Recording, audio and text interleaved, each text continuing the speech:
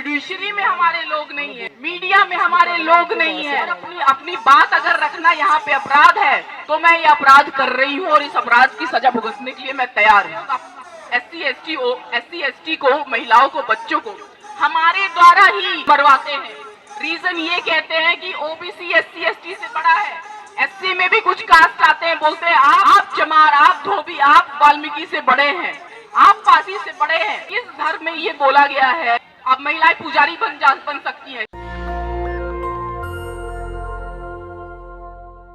यहाँ पर आकर के आप लोगों ने अपने ही लिए बहुत अच्छा काम किया है, तो इसके लिए अपने ही लिए आप लोग जोरदार तालियों से अपना ही स्वागत करें। अब साथियों, यहाँ पे हम लोगों ने जो ओबीसी महासभा की जो मांगे हैं, इन सारी मांगों से मैं बिल्कुल पूर्ण रूप से सहमत हूँ, क्योंकि जब ओबीसी में तो वर्तमान सरकार ने क्रीमी लेयर ढूंढ लिया है, लेकिन जो ईडब्ल्यूएस की नीति लागू की है, स्वर्ण आरक्षण का जो ईडब्ल्यूएस की नीति लागू की है, वो क्या है? उन स्वर्णों में तो उन्होंने गरीब ढूंढ लिया। क्या ओबीसी में गरीब नहीं है? बताइए, गरीब नहीं, उनमें उसमें क्रीमी लेयर है। और हम लोग के ऊपर इतना अत्याचार क्यों होता है? इसका रीजन क्या है?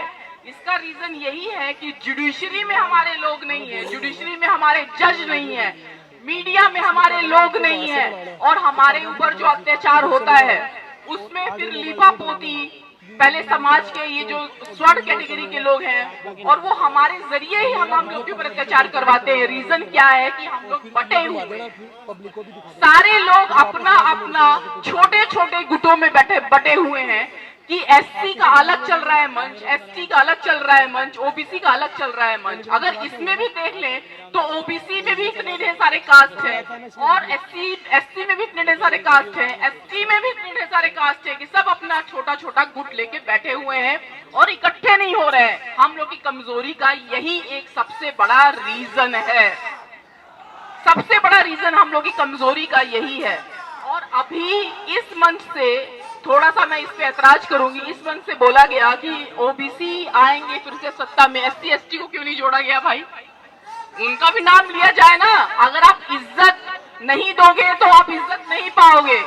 मुझे ये इस मंच में बुलाया गया, आप लोगों ने इस मंच पे मुझे बुलाया, और यहाँ मेरा भी प्रोग्राम है, और इसमें यही है, आप लोग का तहे दिल से आभार करती हूँ कि वो नीति मत चलाओ आप लोग जो बीजेपी या कांग्रेस चलाती है नीति, कि आप तो जिससे काम है अपने ही लोगों का नाम लेंगे और उसके बाद फिर काम आपका खत्म हो जाएगा, फिर अन्य लोगों को, भीड़ को आप उठा के फेंक देंगे। आप ऐसा नहीं कर सकते, ये वादा खिलाफी तो नहीं चलेगी। तो एससी एसटी ओबीसी जिंदाबाद जिंदाबाद जिंदाबाद जिंदाबाद। आप ये देखिए, सबसे बड़ा यहाँ पे जातिवाद, सबसे बड़ा आतंकवाद है हमारे देश का। यहाँ पे यदि मुस्लिम तो घोषित आतंकवादी हैं, वो अपने अधिकारों की बात करते हैं तो आतंकवादी हैं। एससी अपने अधिकारों की बात करता है तो नक्सली है। एससी और ओबीसी भी अगर शामिल हो जाए, अपने अधिकारों की बात करे तो वो भी नक्सली है। सबको मिल करके, और सिख अपने अधिकारों की बात करे तो वो खालिस्तानी है। तो जो सरकार की बात ना करे वो सब अपराधी हैं, और अपनी बात अगर रखना यहाँ पे अपराध है तो मैं ये अपराध कर रही हूँ और इस अपराध की सजा भुगतने के लिए मैं तैयार हूँ। आप यहाँ पे देखिए, जो जलोर में घटना घटी, यहाँ पे 8 साल के मासूम को, इंद्र मेघवल को, उसके हेडमास्टर के द्वारा मार दिया, पीट के मार दिया गया। उसका सिर्फ एक वो था कि छुआछूत उसने पानी पी लिया था अपने हेडमास्टर के घड़े से। अब वो छोटा सा बच्चा, और उसके बाद क्या हुआ, लीपा पोती मीडिया की स्टार्ट हो गई कि भाई वो पहले से बीमार था और इसलिए वो पीटा गया। आप यहाँ पे देख लीजिए, रोहित वेमुला की भी जब हत्या होती है, वो भी संस्थानिक हत्या हम कहेंगे, वो उसको आत्महत्या हम नहीं कहेंगे। कितने मुश्किल से हमारे बच्चे पढ़ने के लिए निकलते हैं, फिर वहां उनको उन संस्थानों में उनको जातिवाद जैसे घृणित चीजों का, सारी चीजों का सामना करना पड़ता है, उनको ताने दिए जाते हैं, फिर वो डिप्रेस होकर के आत्महत्या कर लेते हैं। तो रोहित वेमुला को भी कहा गया कि वो डिप्रेशन में था। पायल तड़वी को देख लीजिए, उसको भी यही कहा गया कि वो डिप्रेशन में थी। तो मतलब हमारे बच्चे इतने मुश्किल से आगे बढ़े और फिर उसके बाद उनको जातिवादी ताकतें वहां करके उनकी हत्या करवा। अब यहाँ चलिए हाथरस की बेटी मनीषा वाल्मीकि का देख लें, और जो बंडा की बेटी है अभी जिसका अभी रेप हुआ, और आप बहुत अच्छी बात है कि आप लोग ने वहां पे सब जमाव किया, वहां पे सरकार से आप लोगों ने मांग की, तो ये बहुत ही अच्छी बात है। ये चीज होनी चाहिए, और ये जब तक हम लोग एक नहीं होंगे, जैसे कोई घटना घटे हम लोग को इकट्ठे होकर के वहां पे हम लोग को तुरंत धरना, मोर्चा बंद, सारी चीजें करनी चाहिए हम लोग को। अब यहाँ पे जो मनीषा वाल्मीकि के साथ हुआ, और वहां पे अब उसके लीपा पोती मीडिया ने क्या कहा? मीडिया ने कहा उसकी माँ ने और उसके भाई ने ही उसकी हत्या की, और अगर हत्या की तो रात के अंधेरे में ही वहां शासन प्रशासन द्वारा वहां पे पेट्रोल डाल करके उस बच्ची का लाश जला दिया जाता है।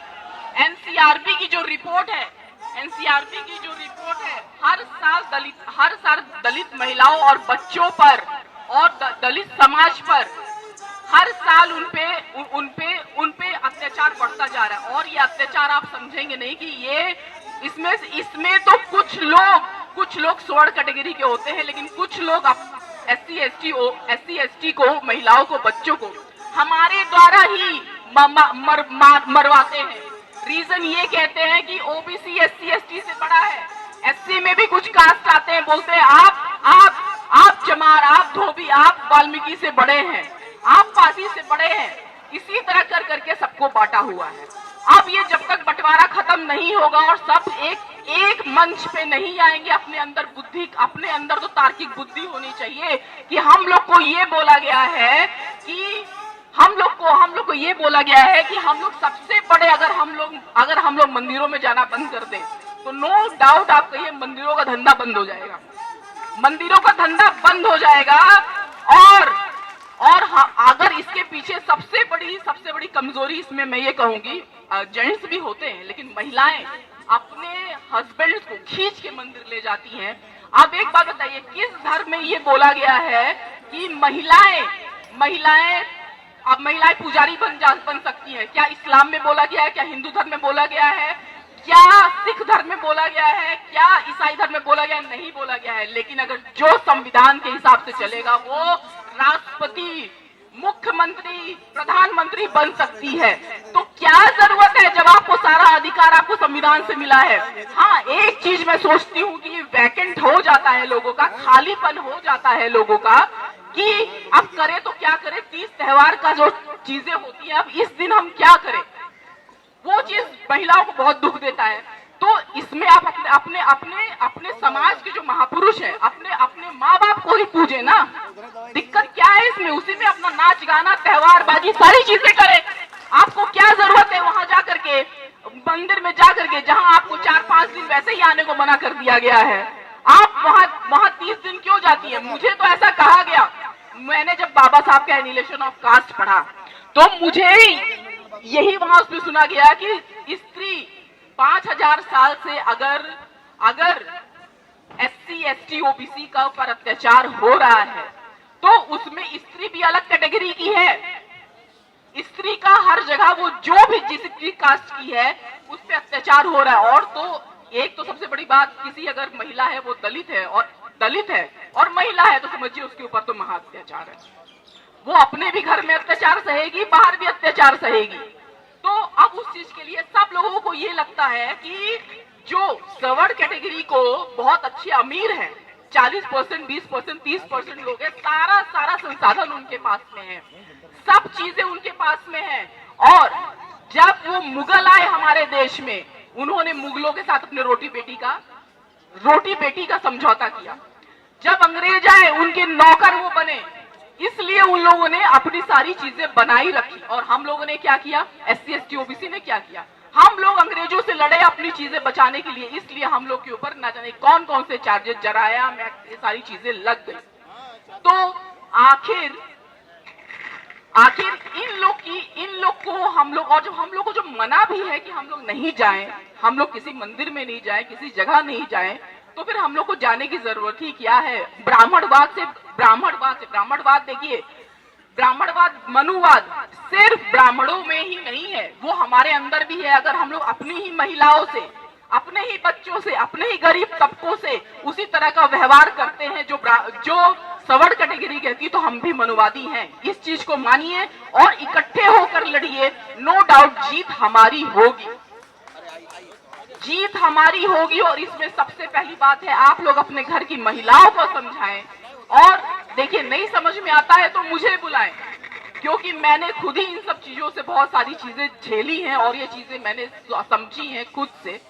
आप यहाँ पे आप देखिए, दर साल महिलाओं पे जो अत्याचार हो रहे हैं, योगी सबसे नंबर 1 पे है उत्तर प्रदेश, दूसरे नंबर पर है मध्य प्रदेश, जिसमें दोनों ही जगह डबल इंजन की सरकार है।